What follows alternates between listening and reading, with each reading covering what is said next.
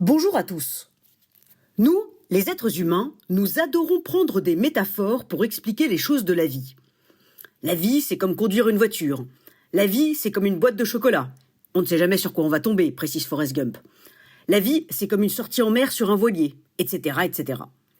Récemment, j'ai entendu plusieurs fois des comparaisons avec le jeu de Go, les jeux de cartes, le jeu de dames, le jeu de loi ou encore le jeu d'échecs.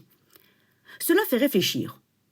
Certes, il y a des ressemblances dans le fait que l'on effectue une somme de choix dans un ensemble de contraintes et de règles. Certes, il y a des ressemblances dans le fait qu'il y a une part de chance et de hasard. Certes, il y a des ressemblances dans le fait que nous avons tous nos fous, nos rois et nos reines. Mais nous commettrions une erreur d'analyse et d'interprétation immense si nous pensions que tout cela s'équivaut.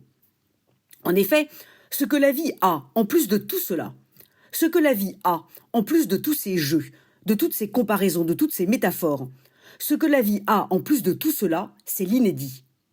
Le supplément d'âme de la vie, c'est l'inédit. Jamais, au grand jamais, on ne verra apparaître dans le jeu d'échecs un deuxième roi, un centaure ou une licorne. Alors que dans la vie, si. Des personnages apparaissent, d'autres disparaissent. Des personnes sur lesquelles on croyait pouvoir compter se volatilisent, tandis qu'un coup de fil, un SMS, un joker, une nouvelle inattendue nous sauvent. Nous commettons beaucoup d'erreurs parce que nous prenons nos décisions dans le cadre d'un ensemble de données que nous croyons intangibles, sans imaginer que d'autres données peuvent venir brusquement bouleverser le jeu.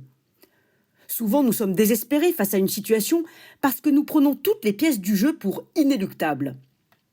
Or, la vie se charge toujours de faire apparaître de nouveaux personnages, de provoquer des événements que l'on n'attendait pas, de créer de nouveaux espaces et de nouveaux temps. Cette idée donne de quoi espérer quand nous avons perdu toute lueur de courage. L'échiquier de la vie est indéfini.